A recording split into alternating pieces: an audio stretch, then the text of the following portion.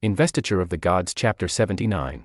Okay, let's jump straight in. The action kicks off immediately. It does. The past general, a man named Wang Bao, comes out and challenges the Zhu forces. And of course, Naza steps up. Naturally. And Wang Bao knows he's outmatched, so he tries to cheat. He uses a thunder and fire attack. A pretty powerful technique from the sounds of it, designed to hit both body and spirit. It is. But the sources are very clear. It's a complete failure. Naza is just hovering there on his windfire wheels, totally unaffected. And this is our first, key piece of information for this deep dive. Why? Why does it fail? Because Naza isn't. He wasn't born in the normal way. He's a lotus flower incarnation. So he's basically animated plant matter, not flesh and blood. Exactly. He's spirit energy in a lotus body. So any attack that targets the physical body or the soul, the hunput, it just bounces right off him. Fire, poison, spiritual shocks, nothing. He's the ultimate counter. And he uses that immunity to get in close and kill Wang Bao with his universe ring. So first victory for Zhu.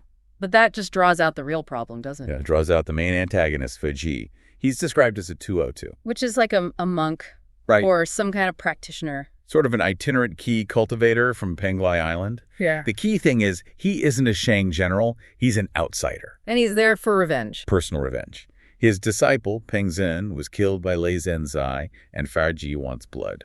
Which sets up the next fight perfectly. Faji versus Lei Zenzai. It's a short fight. 4 or 5 rounds, and then Faji pulls out his secret weapon, a magic banner, a fan. And what does this banner do? He waves it, and the effect is, well, it's instant. Lei Zenzai just collapses. The sources say he closed his eyes and knew nothing. Wow, so he's captured. Captured. And it works because Lei Zenzai, for all his power, is a normal mortal. He has a soul. And that's what the banner targets. Okay, so Naza sees this. He's furious about these evil arts, and he challenges Faji himself. And Faji, he's feeling pretty confident. He just took down one of their best fighters. So he tries the exact same trick. The exact same banner trick on Naza. And this is where his whole plan just falls apart. It fails. Completely. He waves the banner, the magic goes out, and Naza just stands there. He's immune. Because of the lotus flower body, right. The banner attacks the 3 souls and 7 spirits, the Sanhun Kipo.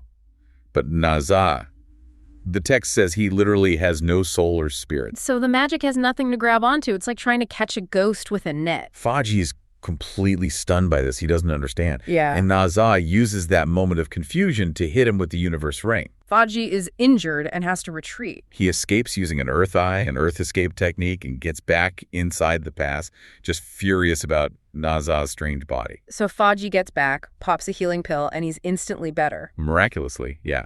And he brings out the captured Lei Zenzai. He's ready to execute him on the spot. But he gets interrupted. By General Zhu Gai, the actual commander of the pass. And Zhu Gai makes this very interesting argument. He says, don't kill him here. Right. He says, executing him here is small.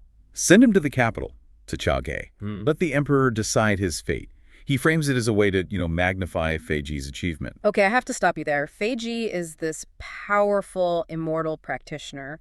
Why would he fall for such a simple, it sounds like basic political flattery. Is he just that arrogant? That's a great question. And the sources suggest, yes, it's arrogance, but it's also a very narrow focus.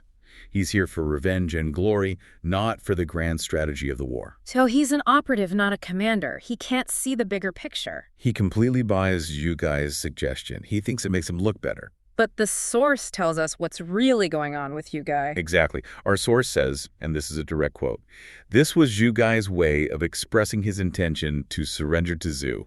He was faking it. He was trying to save the enemy general's life. He was buying time, delaying the execution, hoping for a rescue. It's this brilliant little piece of internal politics, and it's just as important as the magical duels. A brilliant move, hidden as bureaucratic procedure. So Faji, completely unaware, goes back out the next day to challenge Jiang Ziya himself. And now the real heavy hitters come out. Jiang Ziya, Li Jing, a bunch of others. Jiang Ziya decides to end it quickly. He pulls out his ultimate weapon. The god-beating whip. And this isn't just a whip, is it? It's like a tool of cosmic law. It's an artifact of judicial authority. It's made to enforce celestial discipline on those who are part of the system. But then comes the big shock, the ultimate curveball. Faji just catches it. The whip is completely useless against him. Why? What makes him so special? This is a huge moment. The source explains that the whip fails because Faji is not on the Investiture of the Gods list. Did he? Right. Think of that list as the divine register. The whip only has power, has jurisdiction over people on that list, the future gods. Faji is a powerful cultivator, but he's an independent. He's outside the system. So the whip has no legal authority over him. He just casually grabs this ultimate weapon of heavenly justice. Yeah. You can imagine the look on Zhang Ziya's face. It's like your ultimate cheat code just failed in real time. That creates a huge problem. A severe problem. Yeah. But luckily for them, reinforcements arrive at that exact moment. Provision officers. Tu Jingsun and Yang Jian show up, and then Zhang Lun arrives as well. So things go south for Fiji fast. Suddenly he's not in a duel anymore. No, he's surrounded. He's got Zhang Ziya, Li Jing, and these 3 new, very specialized fighters hemming him in. He can't use his powerful artifact. And he's just overwhelmed by numbers and different skill sets. And the final blow comes from them working together. Tu Jingsun, the dwarf general, goes low. He attacks Faji's legs. Forcing him to react. Right, forcing Faji to try and use his earth escape technique. And that split-second decision is the opening Zhang Lun has been waiting for. And Zhang Lun uses his signature move. He does. He hums 2 beams of white light from his nostrils. Faji looks up as he's trying to escape. And the light hits him. It hits his 3 souls and 7 spirits. The sources say they went traceless. He just collapses. Captured. And this is the real kicker, the thing you have to take away from this. It's so ironic. It's perfect. The guy who was untouchable by the divine whip, the master of a soul-stealing banner, is taken down by the one specific attack that targets the very thing his first opponent, Naza, didn't even have. It took this very specific, specialized knowledge to find the one loophole in his defenses. It just shows you, in this war, it's not about being the strongest. It's about knowing your enemy's metaphysical weaknesses. Exactly.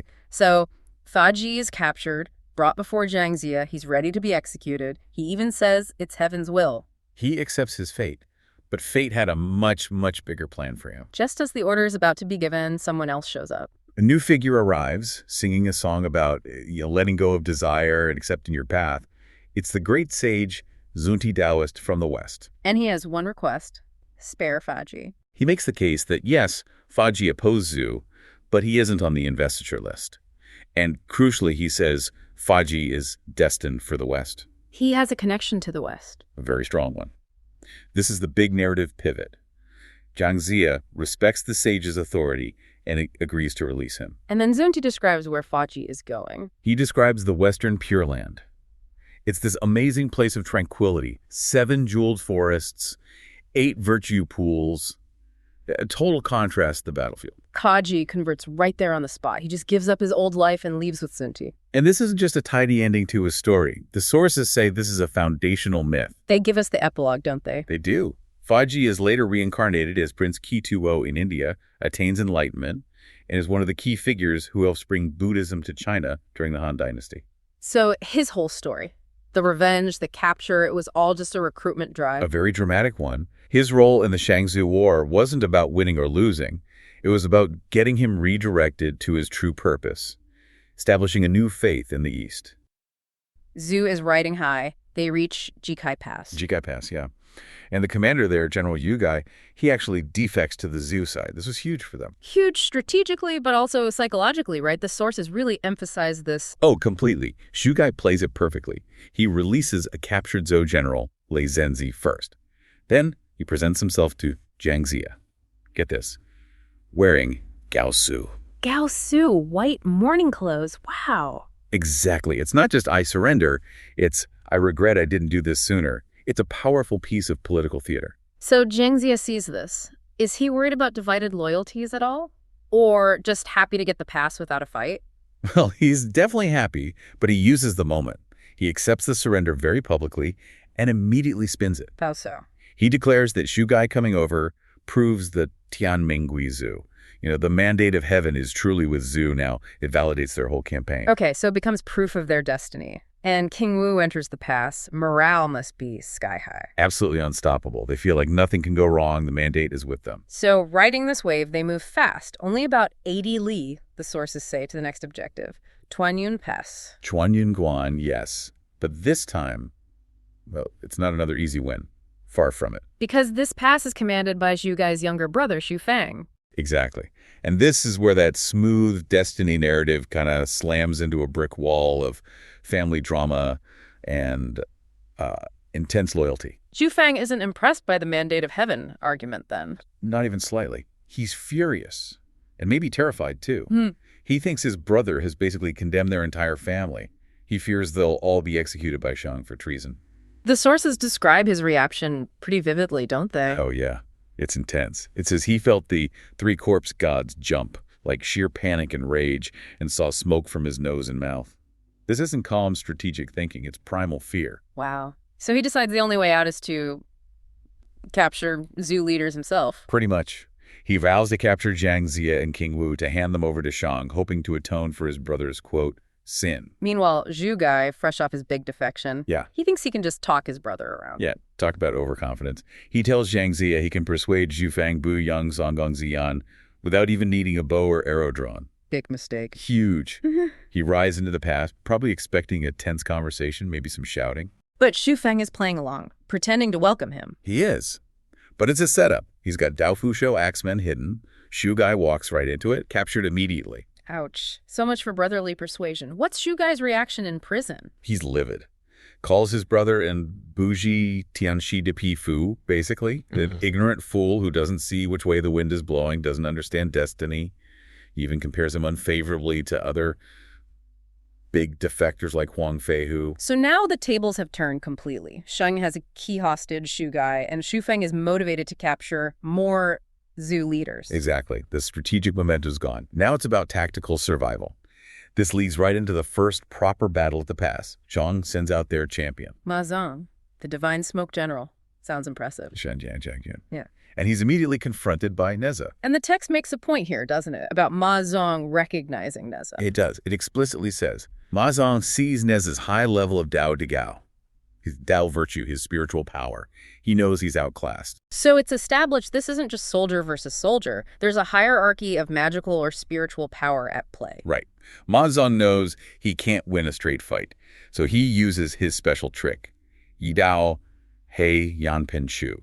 A stream of black smoke just erupts from his mouth. Conceals everything. Him, his horse. Totally. It's battlefield confusion, an attempt to negate Neza's skill by blinding him, disorienting him. But Neza, his whole thing is kind of transcending the physical, right? Precisely. Smoke isn't going to trap someone like Neza. He doesn't even try to fight in the smoke. He shifts form. The Santu Bye-Bye. 3 heads, 8 arms. That's the one. And immediately flies up on his Feng Hula and the windfire wheels, gets clear of the smoke instantly. So Ma Zong's trick is useless once Neza changes perspective. Completely useless. Ma Zong is left exposed down below, and Neza doesn't mess around. He brings out the big guns, the 9-dragon divine fire cover. The Jilong Shenhu Zhao. Yes, he throws it down, captures Ma Zong inside it. And then 9 fire dragons appear and just incinerate him instantly. Huawei Huijin, reduced to ashes. Wow. Okay, so round 1 definitely goes to Zhu. Neza's high-level Taoist power beats the battlefield illusion magic. Yeah, it reinforces their confidence, maybe even dangerously so. They think, okay, our top magic beats their tricks. But Shang isn't done. They send out a new challenger, Long Anji. And there's a twist here, right? There is. Long Anji used to be a subordinate general under one of Zhu's own commanders, Hong Jian. Awkward. Very. Long Anji blames Ma Zong's loss on arrogance, basically saying, he was flashy, I've got something better. He vows revenge. So who does Zhu send out against him? They send Huang Feihu, the Wu Cheng Wang, a huge name, a very powerful, respected warrior who himself defected from Shang earlier. Okay, so a serious contender. How does the fight go? It's a proper duel. They go at it for over 50 rounds. The source says they were Qi Fang Dishu evenly matched, like chess opponents meeting their equal. So Long Anji realizes he can't win this conventionally either, just like Ma Zong couldn't beat Neza. Exactly. Skill versus skill. Huang Feihu is his match. So Long Anji reaches into a silk pouch and pulls out an artifact. This is where it changes. Completely changes. He pulls out this metallic circle, throws it up. And the crucial detail, it makes a sound. A ding-dang zi sheng. A clanging noise. A specific sound. And what happens to Huang Feihu, this veteran warrior who was fighting evenly seconds ago? He hears the sound, looks up, and instantly, Dijian Qin. He just falls from his saddle, falls right off his horse, completely incapacitated, captured. just like that. Whoa, okay, that's different. Not incinerated, just disabled by a noise. Totally different. And the zoo camp is stunned.